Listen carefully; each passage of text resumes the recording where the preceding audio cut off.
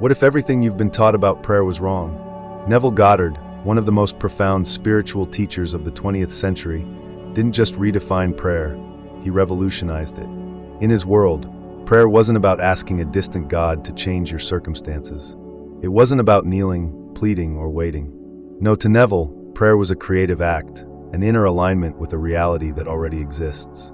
He declared that feeling is the secret, and in that simple phrase, he unlocked a doorway that most never dare to enter. Most people today still approach prayer as beggars. They speak to a higher power as if they are separate from it, hoping that by saying the right words, or repeating a desire long enough, their wishes might be granted. But this very mindset, of separation, of lack, of hoping without embodying, is the reason nothing shifts. Neville taught that God is your own wonderful human imagination, and that the moment you feel the wish fulfilled, you collapse time. You bend reality inward. You enter the state where what you desire is already true. From this inner conviction, life begins to reorganize itself, not because something out there was persuaded to help you, but because you finally remembered who you are, the operant power. This is the very heart of Neville's teaching. The world outside is but a mirror. It reflects not your wishes, but your assumptions. It reflects your state of being. And if you remain in a state of longing, the world will echo longing. But if you assume the state of already having, even for a brief moment, you trigger forces beyond comprehension. 1 minute of true assumption, 1 minute of deep inner knowing. That's all it takes to plant a seed into the subconscious, which Neville called the womb of creation. A seed so potent that it can override years of struggle, confusion, and misalignment, if, and only if, it is felt as real. This isn't magic, it's spiritual law. So when we say, 1 minute of prayer can change your life, we're not exaggerating. We're inviting you to experiment with a deeper reality. One where Neville Goddard's teachings are not just inspiring, but provable through your own lived experience. One where you stop being the seeker and start being the source. Because the truth is, you're not here to wish for change. You're here to embody it. To truly grasp Neville Goddard's method of manifestation, we must first understand the monumental shift he asked us to make, from external hoping to internal assuming. The transformation begins with a simple yet radical idea. What you want already exists. Not metaphorically, not someday, but now, in the eternal present, the only time that is real. The key, according to Neville, is not in effort or repetition, but in conscious alignment with that version of reality where your desire is already true. This is where most people falter. They ask for change while still identifying with lack. They visualize abundance while feeling poor. They say affirmations of love while carrying wounds of rejection. And in doing so, they contradict themselves at the core level of consciousness. Neville would say, you cannot serve two masters. You cannot declare a new state while emotionally loyal to the old one. Neville Goddard was precise about this. Assumption is not pretending, it is becoming. You must feel, in your inner world, what it's like to have what you want. Not wish for it, not daydream about it, but to live and breathe in its presence as if it were already yours. He emphasized that the subconscious mind, the creative womb of all experience, does not know the difference between what is real and what is vividly imagined with feeling. That's why the feeling of the wish fulfilled is so powerful. It speaks the language of creation. But how do we align with something that hasn't happened yet? Neville answers this not with technique, but with identity. He says, you must become one with your desire. If you desire to be wealthy, you must drop the story of struggle and begin to feel the ease, the security, the confidence of someone who already is. If you long for love, you must step into the warmth, the intimacy, the joy of being cherished, not in the future, but now in consciousness.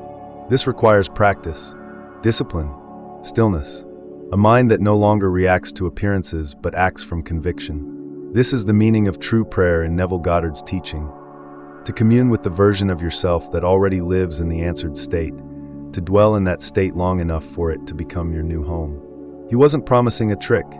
He was offering a return to your own power, the power to feel deliberately, to assume boldly, and to trust deeply in the unseen. Because once you do, reality has no choice but to rearrange itself to match your new frequency. Neville didn't want you to believe in magic. He wanted you to recognize that you are the magician.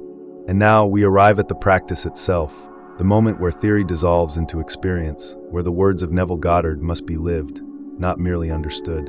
This is the 1 minute prayer, simple in form, but transformative in essence. For Neville, prayer was never a ritual of recitation. It was a shift in state, a sacred movement of consciousness into the reality of the fulfilled desire. And in this 1 minute, if done correctly, you initiate that shift. The process begins with clarity. You must be precise. Neville taught that vague desires produce vague results. The universe, or more accurately, the subconscious mind, the divine creative power within you, responds only to conviction, not to confusion. If you ask for more money, you could find a coin on the street. But when you declare, "I am now in possession of $5,000 this month," you give your inner world a blueprint to follow. But clarity alone is not enough. You must feel. This is the center of Neville Goddard's teaching. Feeling is the secret. The feeling of the wish fulfilled is not a fleeting hope. It is the emotional signature of a new identity. It is gratitude not for what may come, but for what already is. You must feel it as if it has already been answered, because in the realm of consciousness, it has. Close your eyes, breathe deeply, and for 1 uninterrupted minute, inhabit the scene of your fulfilled desire. If you are manifesting a new home, walk through it in your mind. Feel the textures under your feet. Hear the sound of your laughter in its halls. If you are calling in love, imagine the embrace, the conversations, the quiet knowing that you are deeply cherished. Allow your body to respond, your heart rate, your breath, your posture, as though this scene is not imagined but remembered. Then speak the prayer, not as a request but as a declaration. Thank you, Father, for bringing my desire into reality. I feel the joy and gratitude of already having it. It is done. Neville was specific about this. Gratitude is not the result of the manifestation, it is the cause. When you thank life for something that hasn't appeared yet in the visible world, you are proclaiming your faith. You are instructing your subconscious that this is your truth. And because the subconscious never questions, it only accepts, this feeling becomes the seed that life responds to. The power of this practice is not in its duration, but in its intensity of belief. 1 deeply felt minute is more potent than a lifetime of half-hearted wishing. But only if you fully surrender to the experience, drop your doubts, and live within the assumption that your word has become flesh. Neville Goddard did not give us empty rituals. He gave us a path to conscious creation, and the 1-minute prayer is not a shortcut, it is a doorway. The moment you step through it with conviction, your reality begins to rearrange itself. Once the prayer is spoken, once the feeling is fully embodied, there remains one final and crucial step: release. This is where many falter. They pray, they visualize, they feel, but then they return to doubt. They begin checking for results, scanning their reality for evidence, as if the manifestation were something fragile, something that needs constant surveillance. But according to Neville Goddard, this anxiety reveals a lack of faith, and that lack pulls you back into the very state you were trying to transcend. Neville emphasized this principle again and again. Your assumption, if persisted in, will harden into fact. Not your worry, not your need, your assumption. An assumption is not maintained by force, it is sustained by trust. The same trust you place in a planted seed. You don't dig it up every hour to check if it's growing. You let it be, confident that life is doing what life always does, responding to your inner state. This is what Neville meant by living in the end. Once you have felt it real, you must live as if it is already so. You no longer ask, when will it come? Instead, you move through your day knowing that it already exists, just not yet seen by the eyes. But remember, reality is always lagging behind consciousness. What you feel deeply today, you will see tomorrow. What you doubt today, you will delay indefinitely. And so the release is not passive. It is active faith. It is a quiet confidence that the thing you have assumed is already on its way, not through wishful thinking, but through the immutable laws of consciousness. This trust is a spiritual muscle, and the more you use it, the stronger it becomes. It allows you to move through uncertainty with grace, to let go of desperation and align with assurance. When you release, you enter the most sacred space of all, stillness. In stillness, there is no chasing, no fixing, no fear. There is only being. This is where creation accelerates, not in frantic motion, but in silent conviction. Neville would remind us, the subconscious is impersonal. It does not decide what is right or wrong, possible or impossible. It simply accepts the feeling you impress upon it, especially when that feeling is backed by belief and surrendered to with peace. So after you've spoken your prayer and lived in the feeling of the wish fulfilled, let go. Let the world catch up to the vision you've already seen. Don't water your seed with worry. Instead, water it with gratitude. Smile at delays. They are illusions. Stay loyal to the unseen, and the scene will rearrange. Neville Goddard didn't teach us to beg or wait. He taught us to become. And in becoming, we allow life to unfold with divine precision.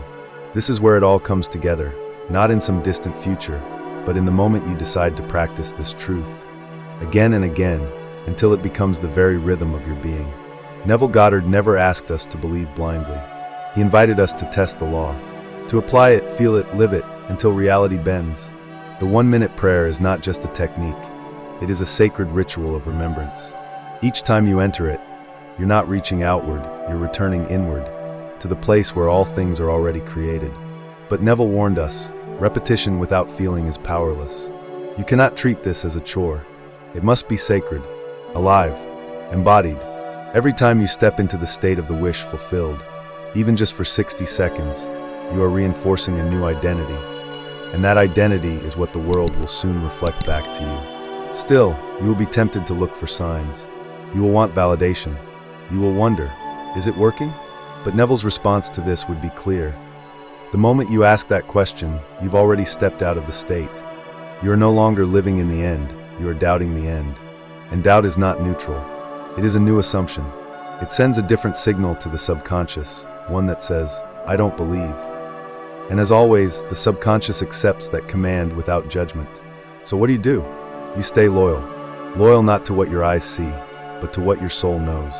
You repeat the 1-minute prayer, not because you're trying to force a result, but because you're aligning with truth, over and over, until it becomes effortless, until it becomes your state of being. Make it part of your morning. Let it bless your nights. Practice it when fear rises. Whisper it when no one else believes. This is the path of the awakened creator, not to chase, not to plead, but to assume, to feel, and to rest in faith. And when the thing you've imagined finally appears, it won't feel miraculous. It will feel normal, natural, expected, because it already lived within you long before it came into view. That's the paradox Neville Goddard revealed to us. What we call manifestation is merely recognition. Recognition of what we already created in consciousness. So tonight begin. 1 minute, one desire, one feeling of truth. Say the prayer not with hope, but with certainty. Thank you, Father. I feel it. I know it. It is done. Because in the end, the power was never outside of you. It was always in your assumption, your imagination, your state. And now you know how to return to it, 1 minute at a time. If these words have stirred something deep within you, if even a single part of you whispered, "This feels true," then do not let this remain a passing inspiration. Act. Apply. Embody. Neville Goddard didn't want followers, he wanted practitioners.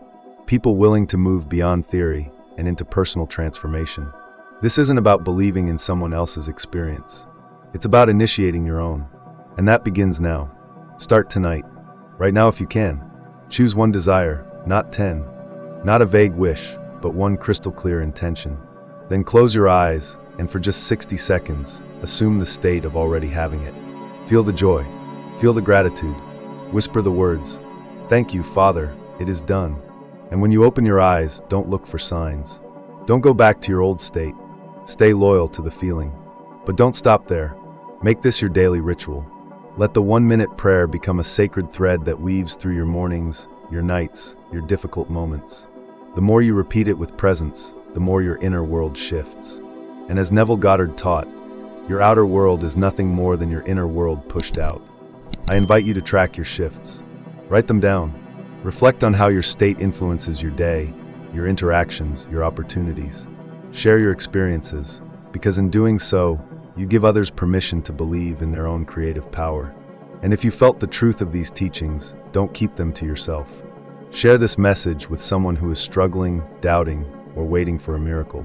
Give them a mirror, a map, a moment of awakening. Finally, return here. Often. Each time you fall into fear or forget who you are, come back to this practice. To this truth. You are not the victim of your circumstances. You are the creator of them. Neville didn't just suggest it. He lived it. And now you can too. 1 minute. One prayer. One life. Transformed. Are you ready? Then close your eyes and begin.